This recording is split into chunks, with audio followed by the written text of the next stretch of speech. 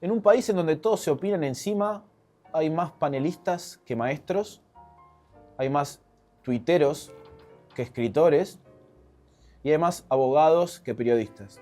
Así que siempre es una buena noticia que Ulanowski te diga que sí. ¿Cómo estás, Carlitos? Bien, contento de estar aquí. Siempre me pone bien saber de vos y bueno, y sabés eso, que toda la admiración que te tengo y encima sos de Racing, así que ¿qué más se puede pedir?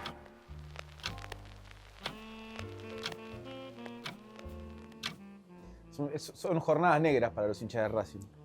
Hablábamos fuera de micrófono que cada vez que un jugador pasa a otro club, no se habla de crecimiento, sino de traición, ¿no? Sí. Bueno, pero es probable que Salas tenga razón en haber aceptado la invitación de Gallardo. Pero yo digo, más responsabilidad le achaco a la dirigencia de Racing. De haber recibido una oferta, no sé, de Arabia Saudita, bueno, lo entiendo más, pero darle un jugador como Salas, que fue tan útil para Racing, a un rival directo de la Libertadores, a un rival directo del torneo, no me parece, la verdad que no me parece. Me parece que como que fue traicionada, lo traicionó a la dirigencia la falta de experiencia, ¿no? ¿Y en el periodismo hay traidores o hay puntos de vista? No, hay un montón de traidores, por supuesto. En todos lados hay traidores. Pero los peores, ¿sabés qué son? Los traidores a sí mismos, los que se traicionan a sí mismos, ¿no? Los que de alguna manera alguna vez pensaron que se podía cambiar el mundo desde el periodismo y hoy lo que piensan es que en cambiar la 4x4 o el PH o la casa de fin de semana, ¿no? La última vez que tomamos un café, hacíamos una suerte de juego en voz alta en donde decíamos que el último periodista vivo iba a sobrevivir al último medio en pie. Que iba a haber un mundo con periodistas, aunque no haya medios. No sé si envejeció muy bien ese pálpito. ¿Qué cambió? Ahí en el libro que se va a presentar ahora,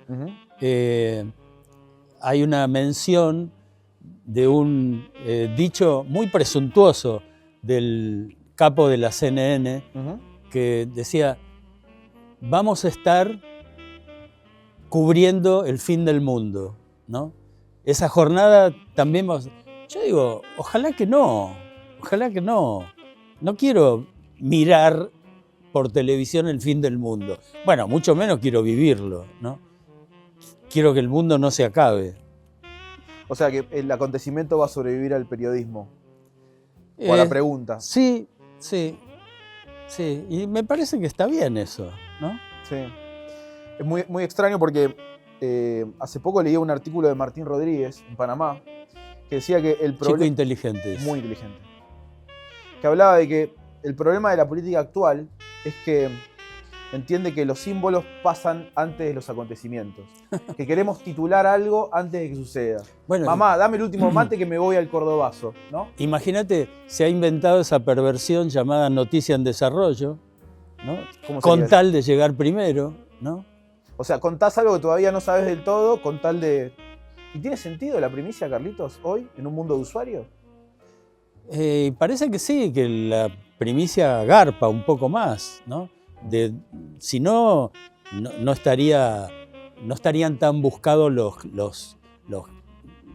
las aprobaciones, los me gusta, ¿no? Los clickbaits se llama, sí. Algo así. Sí. Bueno. Para nosotros que trabajamos en Crónica, el tema de llegar primero siempre fue un rasgo de marca, ¿no? Pero hoy por hoy da la sensación de que es más importante contar mejor que contar primero. Porque la primicia siempre la tiene la persona que está en el lugar, aunque llegue más tarde. No, y siempre, ¿no? Yo creo que siempre tendría que ser así. Pero sí acuerdo con que es una marca registrada de Crónica, ¿no?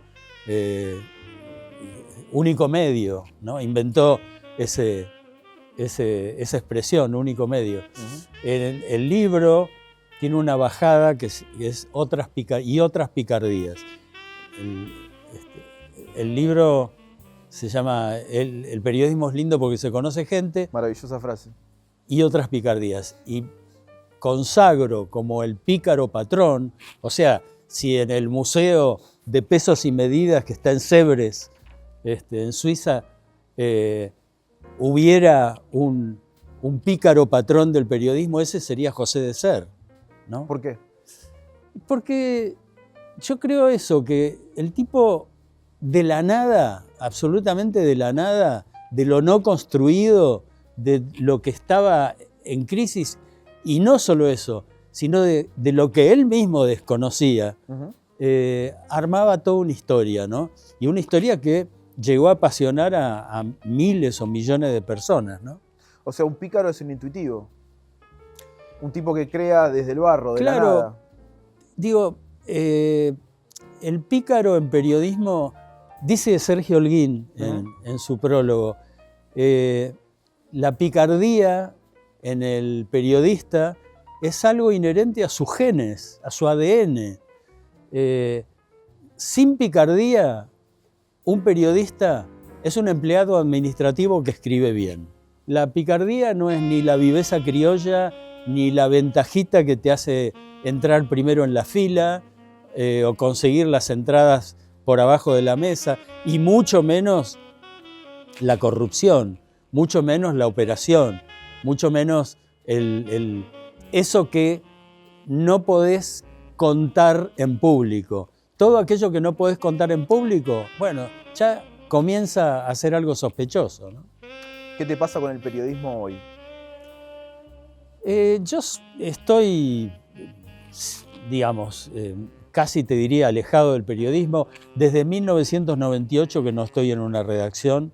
La última redacción en la que estuve formalmente fue la de Perfil, el Perfil fallido que duró 3 meses. Luego estuve en La Nación, pero no tenía obligación de ir a la redacción. Cada tanto iba. Y un día fui y pregunté, todavía estaban ahí en Paseo Colón y Tucumán, ¿no?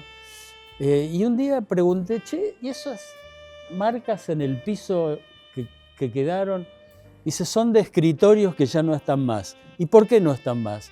Dice, porque los jubilamos, prejubilación, jubilación anticipada. Bueno, y ahí empecé a decir, bueno, esto está cambiando, ¿no? Notas de tapa hechas por un pasante o una pasante, ¿no? Uh-huh. Digo, cosas que no ocurrían antes, ¿no?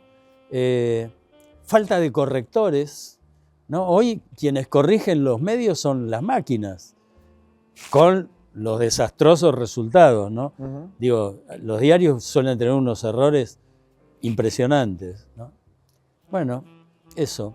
Yo creo que es un tiempo crítico porque es de transición, ¿no?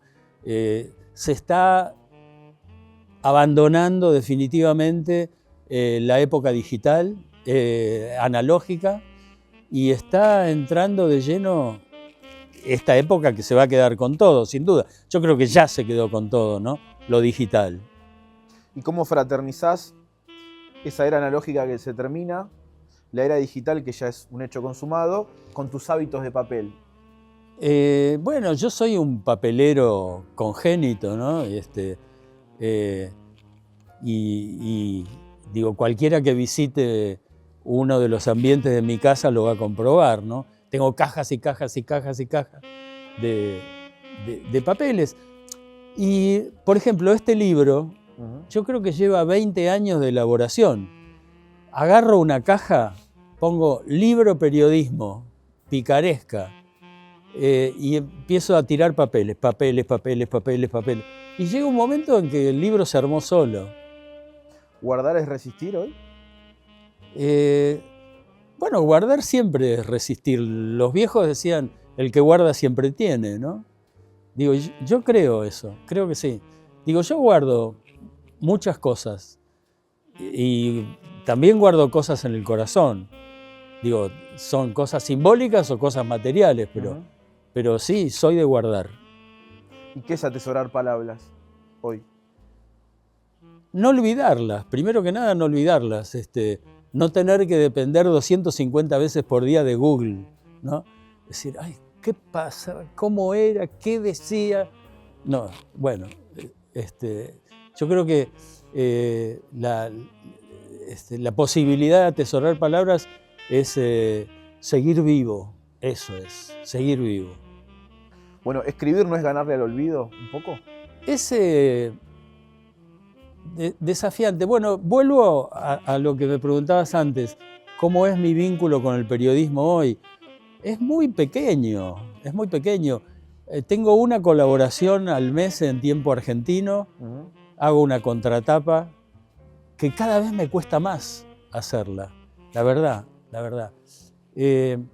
Hace poco tuve un problemita de salud y como tenía que pasar un mes completo en reposo, me puse a ordenar los papeles, los famosos papeles. Y llegué a una conclusión. Dije, che, yo ya escribí todo lo que tenía que escribir. Digo, ¿para qué tengo que escribir más? Pero bueno, sigo escribiendo, ¿no? Hoy mismo tuve que hacer desde la mañana temprano la nota que aparecerá en Tiempo Argentino. Y también, si me sale una colaboración en algún lugar que me interesa, lo hago. Y si no, prefiero estar en casa, que me gusta mucho. Digo, desde hace años mi redacción es mi casa y algunas radios. Digo, tarea que nunca abandoné, la de la radio. Ahora estás en Radio Provincia. Sí, sí. Nos costó muchísimo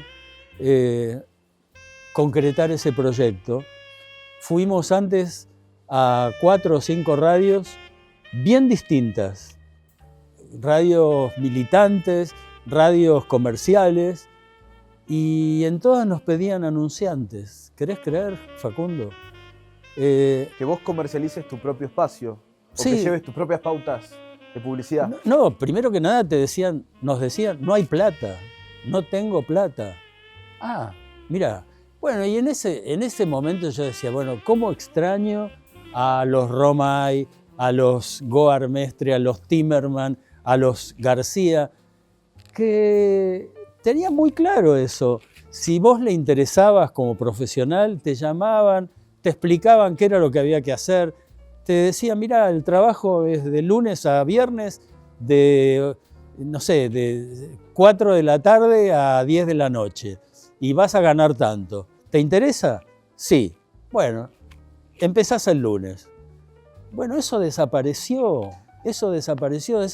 Me da una tristeza, pero también me da una tristeza terrible por los jóvenes, porque, qué sé yo, gente que ahora, por ejemplo, tiene cargos en redacciones, me dicen, las redacciones no son lo de antes, ¿eh? Hoy solo tienen obligación de ir, y esto se agravó a partir de la pandemia, solo tienen obligación de ir los editores y los jefes. O sea que las redacciones perdieron ese calor, esa presencia que era, pero generadora de muchos proyectos y de muchas ideas, ¿no?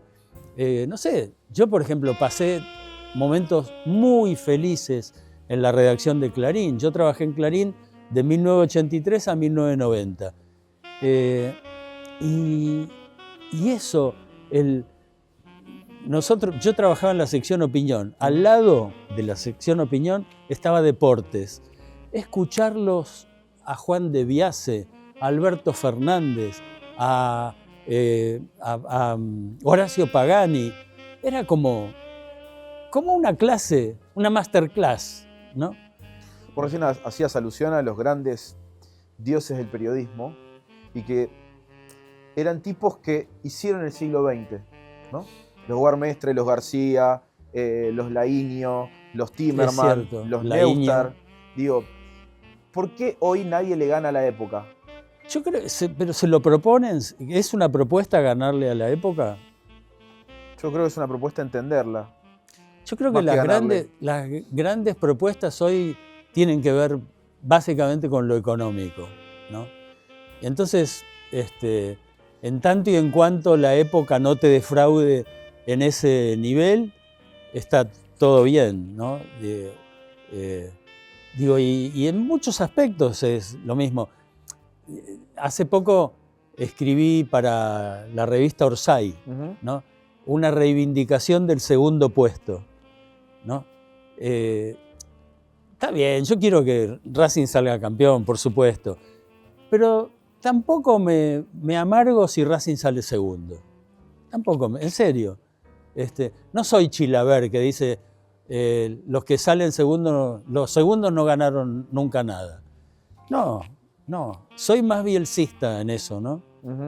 Sí. Y en ese templo de primeros y segundos, haber compartido reacciones desde Rodolfo Walsh hasta, no sé, Cassioli en humor, digo, ¿quién fue el mejor? No, si tengo que elegir un momento, elijo la opinión, ¿no? La opinión, yo trabajé del momento de su creación hasta el 73. Y nosotros laburábamos en el 9º piso. En el 3er piso estaban las secciones duras, política nacional, política internacional, economía. Y ahí arriba, en el 9º piso, estaba cultura, espectáculos, la mujer, bueno. Y como el diario no salía los lunes porque no tenía sección de deportes, teníamos que entregar los viernes para el domingo. Nuestro último cierre era los viernes, pero íbamos los sábados.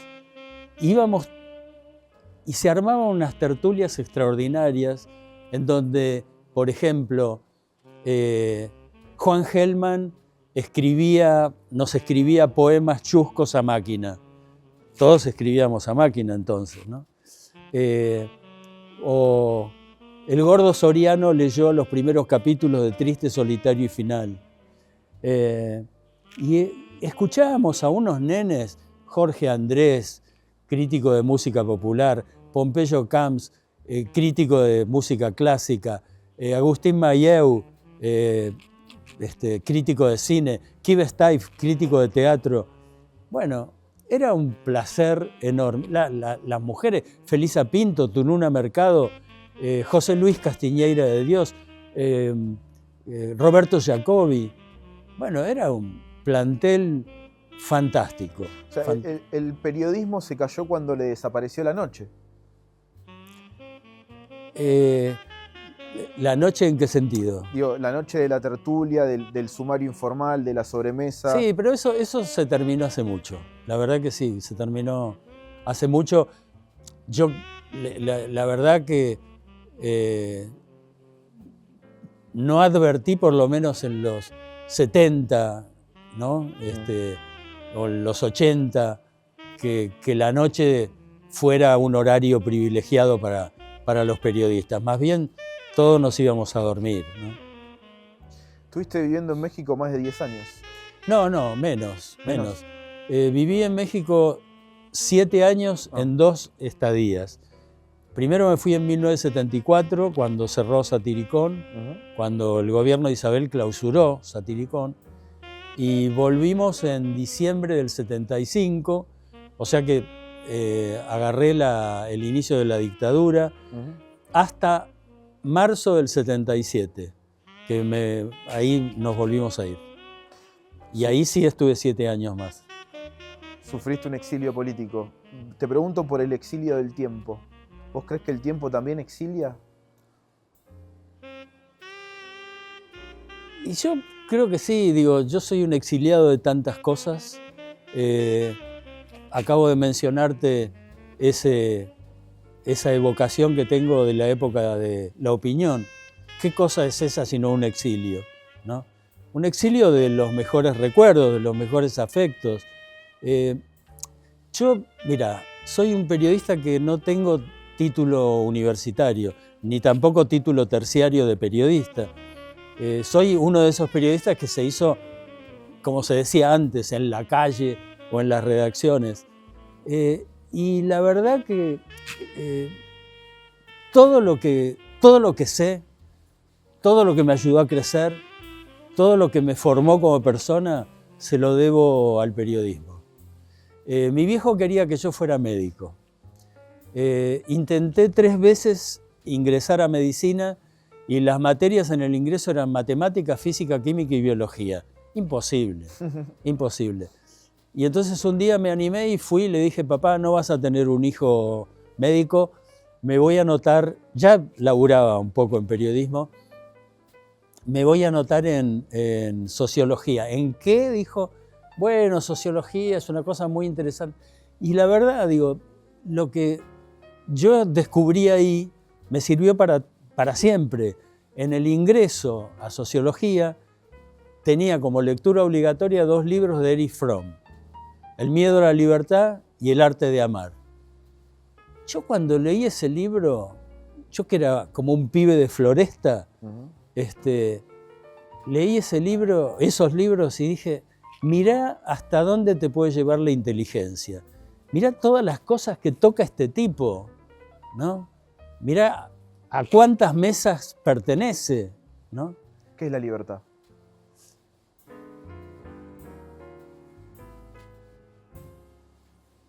La libertad es poder disponer de uno, poder decir que no es la libertad, elegir es la libertad, ¿no?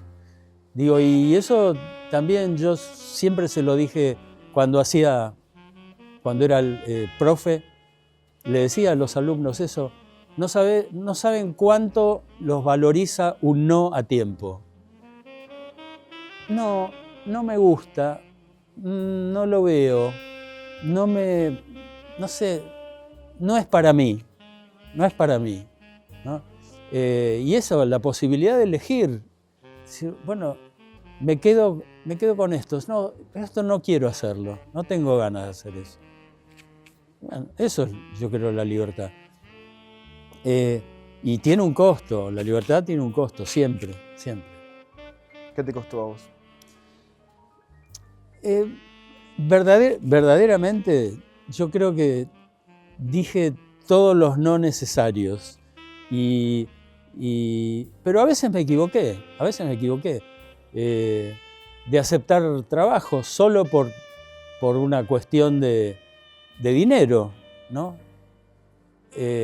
Aun cuando gente cercana, mi familia, amigos, me decían, no lo agarres, no lo hagas. Y ahí te sale la omnipotencia y decís, yo voy a poder. Y no podía, la verdad que no pude.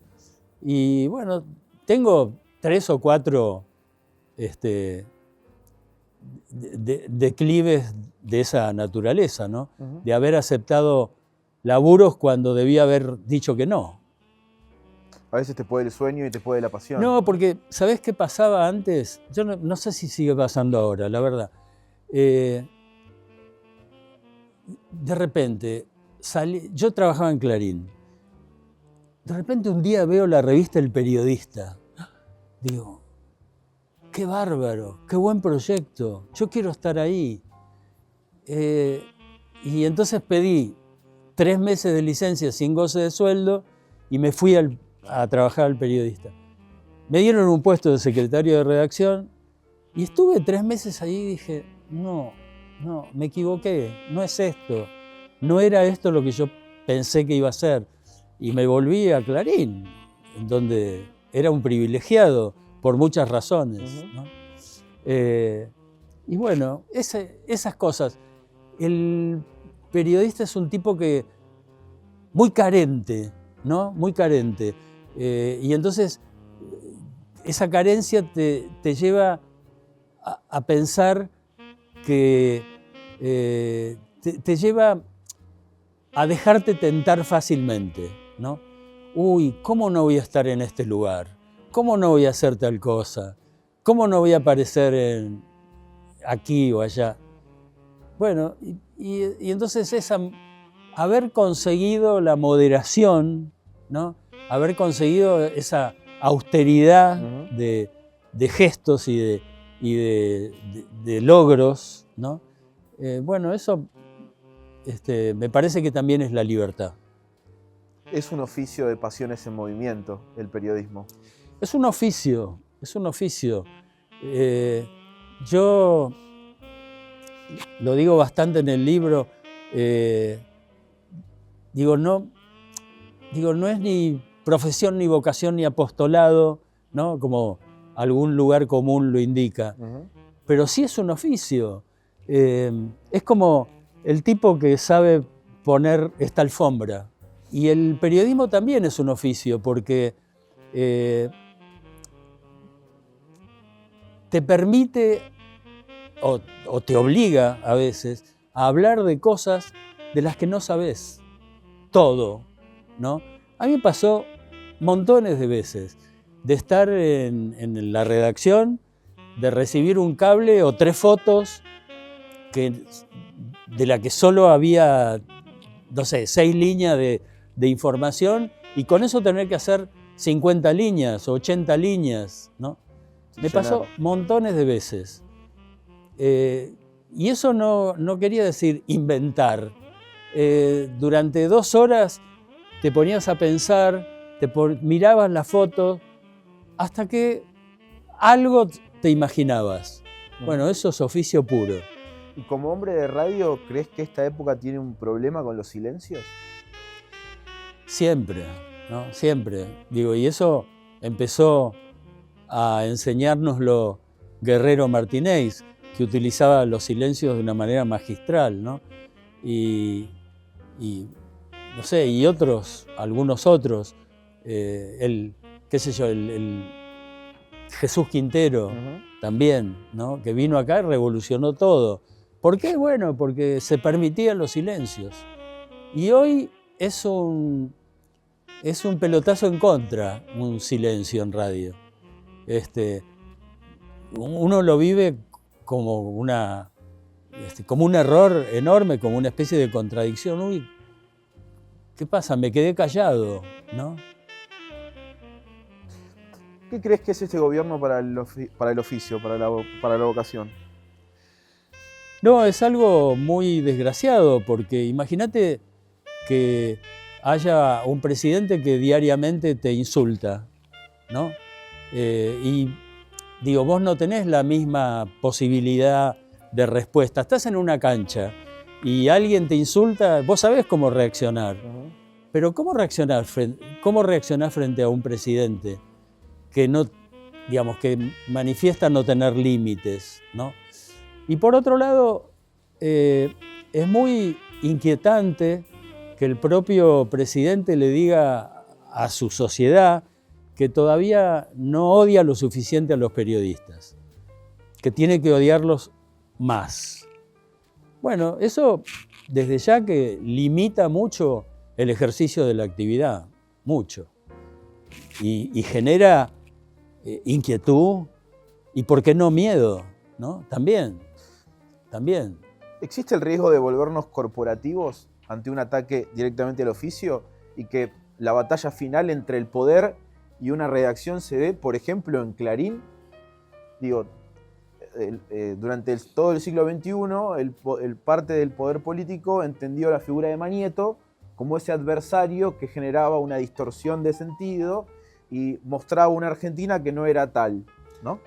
¿Existe el riesgo ante un ataque directo al oficio, ensobrados, no odiamos tanto a los periodistas, en donde terminemos todos hermanados?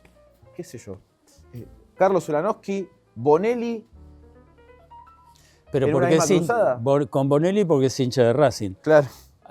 Antes iba a una platea que él estaba abajo, hay una fila más abajo, él y toda su familia. No, pero bueno, más allá del chiste, sí. Creo que sí, creo que ojalá se pudiera, pero yo creo que el periodismo se va a defender con uñas y dientes, ¿no? El periodismo corporativo, me refiero. Sí. Eso que llaman el periodismo hegemónico, se va a defender con uñas y dientes, al punto que Así como hay un partido judicial, yo me arriesgo a decir que hay un partido de los medios, ¿no? Y hubiera sido muy interesante. Jorge Lanata se murió demasiado joven, pero hubiera sido muy interesante que Jorge Lanata, a quien seguramente muchos partidos midieron a ver si daba o no daba para ser candidato, se hubiera presentado a una elección, a ver si la gente lo votaba o no lo votaba, ¿no? Eso me hubiera parecido muy interesante. Si le iba mal, ¿eso lo iba a desacreditar a tu juicio? ¿No era bajar un barro incómodo para alguien que solamente tiene más preguntas que respuestas? Pero a lo mejor él hubiera querido, hacer eso. Digo, también tiene que ver con la vocación, ¿no? También la política, así como el periodismo de alguna manera es el arte o se presume que es el arte de cambiar el mundo desde un determinado lugar, también la política fue desde siempre, desde muchos años antes de ser lo que es hoy, ¿no? Que es una especie de conjunto de irresponsabilidades, ¿no? Fue eso, la posibilidad de que la gente viva un poco mejor, de conseguir cosas para que la gente viva mejor de lo que vive, ¿no? Bueno, a mí me parece que, ojalá, no sé, hace poco decían que lo estaban midiendo al gato silvestre. No sé, podría ser un tipo que todos los días se está ocupando de la realidad, sí, ¿no? Y mucha gente muchos periodistas podían haber sido buenos diputados, estoy seguro. ¿Te hubiese interesado hacer política o meterte en política? No. Ula, vos como observador No, porque, implica básicamente tener mucho respeto por el poder. Y yo no entiendo el poder, la verdad, no lo entiendo el poder. No entiendo qué es o cómo se maneja, ¿no? Y incluso me ha pasado, me ha jugado en contra, en el sentido de decir, algunas veces me dieron un lugar, un puesto, pero no me dieron el poder y yo no me lo supe ganar. Vos como observador de la realidad, ¿cómo mirás una Argentina donde siempre pasa todo, pero nunca pasa nada? Yo creo que todo el tiempo pasa todo, ¿no? El hecho de que las cosas duren de un día para el otro o se agoten en el mismo día no quiere decir que no pasa nada. Yo creo que sí, y las cosas hay que mirarlas en perspectiva de tiempo, ¿no? No sé, yo cuando empecé a laburar tenía una visión apocalíptica de los medios, coincidente con aquel famoso libro de Humberto Eco, ¿no? Apocalípticos e integrados. Y de repente un día dije, mira vos, Perón, el peronismo, todos sus símbolos, estuvieron proscriptos durante 18 años. El tipo vuelve a la Argentina y se convierte en presidente otra vez.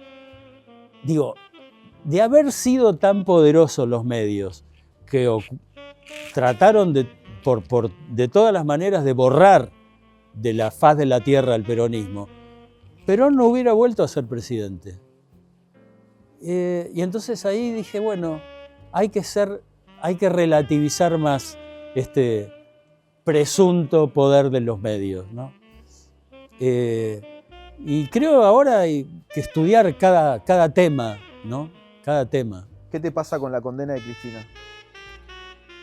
Y mira, primero que nada, yo no puedo opinar del todo, no puedo opinar técnicamente porque no leí ni una línea de la causa. Esta es la verdad. Solo escuché cosas que se decían de la causa. Pero me da pena, la verdad que me da pena. Y me da pena desde el mismo lugar que escuché a gente del común que iba ahí a peregrinar a San José y Humberto Primo, diciendo, viví los mejores 12 años de mi vida con el kirchnerismo. Y yo no sé si fueron mis mejores 12 años, pero que me parecieron 12 años buenísimos, eso creo firmemente. Por ahí la única razón para salir a la calle es marchar en defensa de un recuerdo. Bueno, siempre es bueno eso, ¿no? Eso también moviliza hasta las hinchadas de fútbol, ¿no? Ula, no quiero sobrevolar la historia de Crónica sin tener un concepto sobre su fundador, sobre Héctor Ricardo García.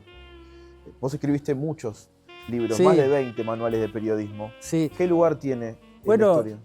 Lo entrevisté alguna vez, me gustaría alcanzarte esa nota que le hice en La Maga, una nota muy larga. Por suerte pude hacérsela, él me recibió. Yo tenía una sección que se llamaba Los que tienen los medios. Y le hice a mucha gente, mucha. Y entre otros a García. Y bueno, García fue un personaje que estuvo en nuestra vida desde siempre. Yo digo, uno se recibía de periodista en los 60, el día que lo llamaba Jacobo a Timerman o Gallego a García. Y está bien eso, tutear al creador de algo te convertía sí, periodista. Sí, y te legitimaba en el medio, ¿no? Era como una materia que dabas, ¿no? El Gallego García, ¿no? Bueno, él tiene una trayectoria impresionante, desde el Así es Boca en 1954, justo en el año que Boca sale campeón, ¿no? Hasta el lanzamiento de Crónica. Bueno, si eso no es picaresca del periodismo, ¿de qué me estás hablando? Lo que hace Héctor Ricardo García con el caso Pengerek, que es el asesinato de una niña de origen judío del barrio de Flores que aparece muerta. Bueno, con ahí Crónica le gana la razón. Con eso se arma una historia que dura meses y meses y meses y meses. Bueno, y de alguna manera solidifica la aparición del diario. Enojado con la marca de una gaseosa muy popular que todavía existe, porque no le daba publicidad.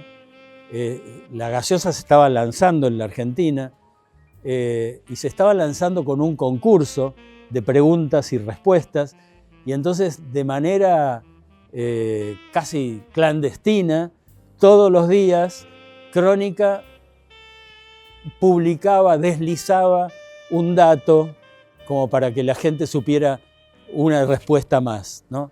Bueno, si eso no es picaresca. En televisión hizo una placa roja adelantando el ganador de MasterChef también. Había algo de esa Elba, me acuerdo. No, bueno, pero había algo de las cosas que hizo en Crónica de TV, esa trampa. Impresionante, impresionante. Pero digo, yo le tengo mucha admiración al García de la gráfica, ¿no? Hay varias anécdotas en el libro sobre García, bueno, cuando lo leas te darás cuenta. Pero digo, verdaderamente lo admiré mucho. Y además fue un tipo que hizo lo que quiso, un tipo muy libre. El día que quiso ser conductor de televisión de programas ómnibus de los sábados, se puso al frente. Es raro eso, porque los tipos más libres fueron los que nunca hablaron de libertad. Y los tipos más populares fueron los que nunca explicaron qué es el pueblo. Estamos explicando demasiado, ¿no? Bueno, diciendo poco. Crónica todavía tiene el eslogan firme junto al pueblo, ¿no? Digo, fue un diario siempre muy popular, ¿no? Por suerte. ¿Y vos cómo te llevas con lo popular? Yo creo que me llevo bien. Trato de entenderlo, digo. Y por suerte, digo, tengo la edad suficiente. Digo, ahora estoy haciendo un programa que se llama Dos dinosaurios vivos. Es lo que yo me siento eso, me siento un dinosaurio. ¿Por qué?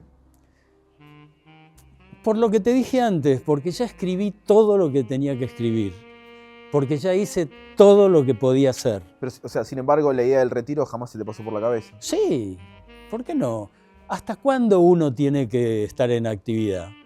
Mirá, te voy a dar el ejemplo de una cosa que me dijo Larrea un día. Nos encontrábamos en los pasillos de Radio Nacional. Le tengo mucho afecto a Héctor Larrea, mucha admiración, cómo manejaba la música en la radio, un maestro. Y entonces un día, cuando me entero que se va de la radio, le digo, pero Héctor, estás bárbaro, ¿por qué te vas? Podés seguir muchos años más. Y entonces me agarró del hombro y me dijo, mira, no quiero llegar un día a este lugar y que me agarre, como te estoy agarrando yo, un gerente joven del hombro, me diga, Héctor, venga, tenemos que hablar. Así que prefiero yo decidirlo antes. Y él se retiró a los 82 años. Yo estoy a media hora de los 82. Así que... Es interesante eso, porque en Argentina nadie se retira de nada, Ula. Los políticos no se retiran, los músicos no se retiran, los artistas y los actores tampoco. Tenés razón, pero digo, eso puede ser patético también, ¿no? Puede tener algo de patetismo que a mí no me gustaría que me sorprendan en eso. ¿Y qué es retirarse? Es quedarse con lo mejor de uno, ¿no? Con lo que hizo, con las cosas que cumplió, con los sueños que alcanzó. Digo, son muchas las cosas, con los reconocimientos que tuvo. Yo, la verdad, soy un privilegiado. Desde que tenía 15 años hicimos esa revista estudiantil. Yo hice la secundaria con Terraño. Sí. Bueno, él fue mi compañero de la secundaria y hicimos esa revista que salió 7 veces en 3 años. Y ya ahí yo dije, esto es algo que me gusta, es algo que me gusta. Yo tengo una frase que está en el libro también, que en cada periodista anida un cholulo. Y también me parece que eso es cierto. Y con el... Ya desde esa revista, que tenía un nombre muy presuntuoso, que era Orbe, la revista Orbe, ¿no?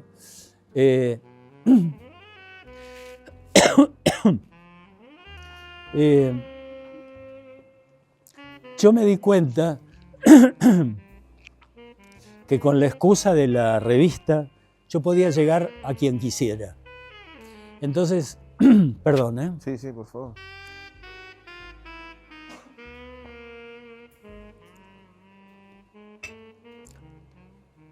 En esa época conocí a gente que me interesaba conocer. Conocí a Torre Nilsson, conocí a Panzeri, conocí a Dalmiro Sáenz. Con Terraño conocimos a Nalé Roxlo. Rodolfo conoció a Borges, que yo lo conocí muchos años después. También por lo mismo, porque un día laburaba en Clarín y dije, che, no conozco a Borges. Año 85. Y lo llamé por teléfono, mire, queremos hacer una entrevista. Y con esa excusa llegué a Borges. Está bien eso. El periodismo es alcanzar al que admirás también. El periodismo es lindo porque se conoce gente. Lindo. Así es, Pedrini. ¿Sabes qué, Ula? Es más, por el periodismo te conocí a vos. Sí. Vos fuiste muy generoso. Y a tu viejo. Prologando un libro que fue de placas. Por nuestra amiga común Silvia Itkin. Bueno, un libro extraordinario, una idea extraordinaria. Ula, estaba repasando un poco la historia de tu familia.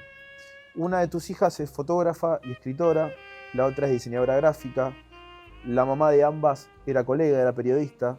Vos también hiciste una familia redacción. Son de madres distintas las dos. Pero sí, la mamá de la mayor también es periodista. Así que sí.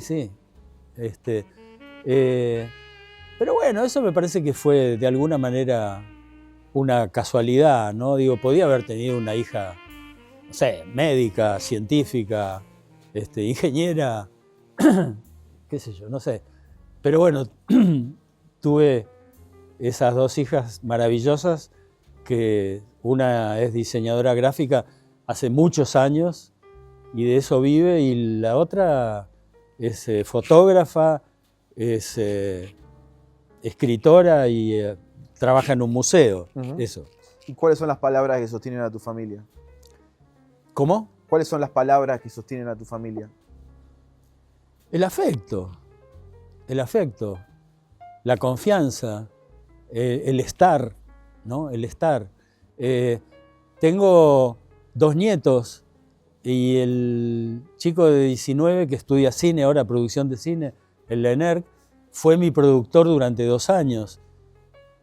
Después dijo, bueno, ahora ya no, porque me pusieron una clase los sábados, pero fue mi productor. Y eso, no sabes la alegría, la felicidad que me dio, ¿no? Estudia cine. Bueno, el papá también es director de cine. Sí, el papá es fotógrafo. Fotógrafo. Sí, es el jefe de fotografía de Telam ahora. Ajá. Lamentablemente, esa empresa malherida, ¿no? Qué pena lo de Telam. ¿Qué te pasa con esto que cae todo el tiempo? Que siempre hay algo que lo público que en la reducción de daños de cualquier gobierno de turno termina siendo sacrificado. Y bueno, por eso hay que luchar, por eso hay que salir a la calle, para defender lo público, para defender la idea de que el Estado posible, el Estado presente es una necesidad, no es un curro, es una necesidad. Y cuanto más desaparezca del Estado, peor vamos a vivir. ¿Cómo te gustaría que te recuerden? Mira, varias cosas. Una, mi tarjeta personal, que ya ahora se me acabó, pero la voy a volver a tener, decía Carlos Ulanowski, hincha de Racing, periodista, escritor en ese orden. Bueno, en ese orden. Yo creo que ese es un buen formato de recuerdo, me gustaría. Y por otro lado, también me gustaría que me recuerden como, creo que he sido una buena persona y un tipo que dio oportunidades. Eso. Ula, ¿qué es Dios? Y es algo que yo como buen rusito que soy, no sé si lo alcanzo a entender, pero digo muchas veces por semana, Dios mío, si Dios quiere, hay Dios. Bien, Dios y creo que sí, que hay Dios, hay con H. ¿Sí?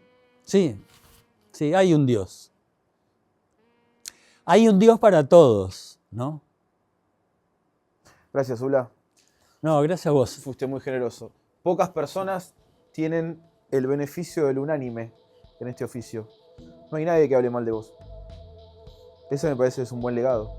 Bueno, está bien, eso, ojalá que me recuerden así.